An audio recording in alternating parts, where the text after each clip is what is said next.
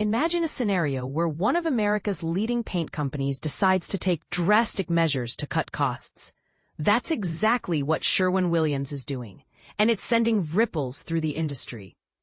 On September 4, 2025, Sherwin-Williams, headquartered in Cleveland, Ohio, announced that it would temporarily suspend its 401k matching contributions for employees.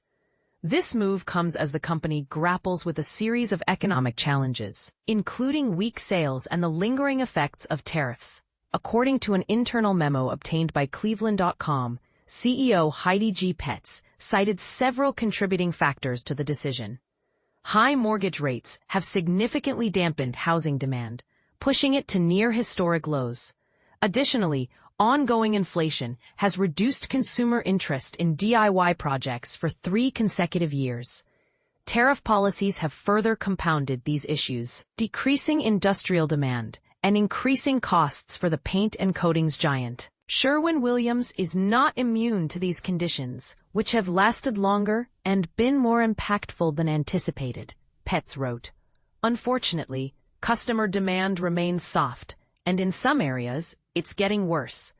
The suspension, effective October 1, 2025, will affect the company's current policy of matching 100% of the first 6% of eligible employee 401k contributions.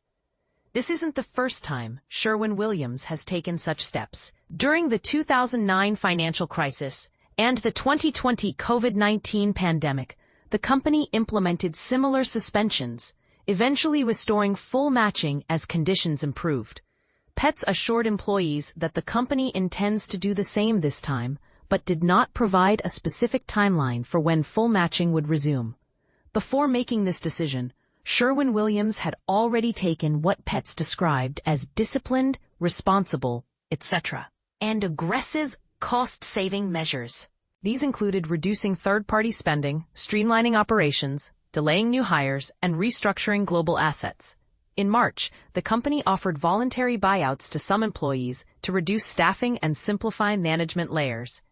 Eligible employees who chose to leave by the end of June received enhanced financial support to explore other career opportunities or retire.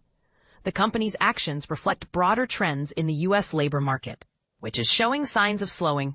According to the Associated Press, job openings fell to 7.2 million in July, down from a record 12.1 million in 2022. Hiring has cooled sharply, with average monthly job growth this year less than half the pace of 2023.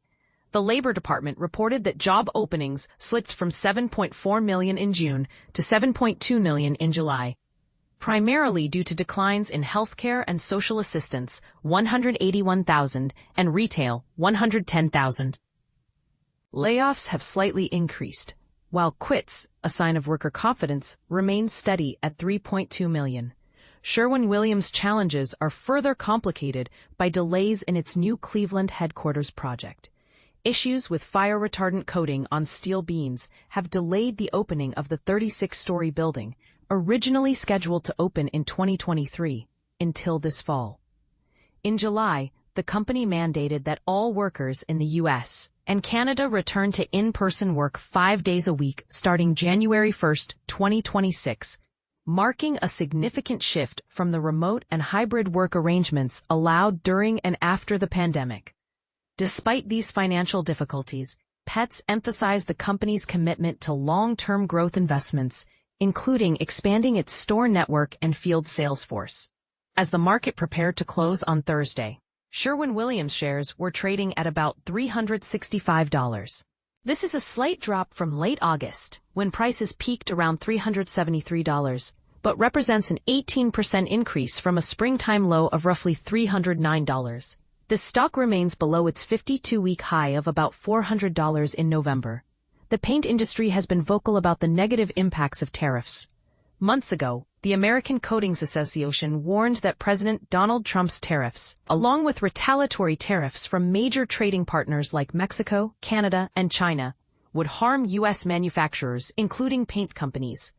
Many raw materials for coatings originate in China and cannot be produced domestically, leaving limited options for procurement.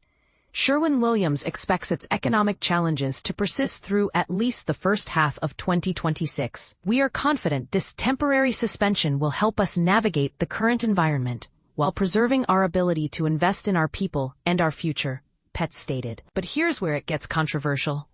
While some may see this as a necessary step to ensure the company's survival, others might argue that it disproportionately affects employees who rely on these benefits. What do you think? Should companies prioritize immediate cost savings over long-term employee benefits? Share your thoughts in the comments.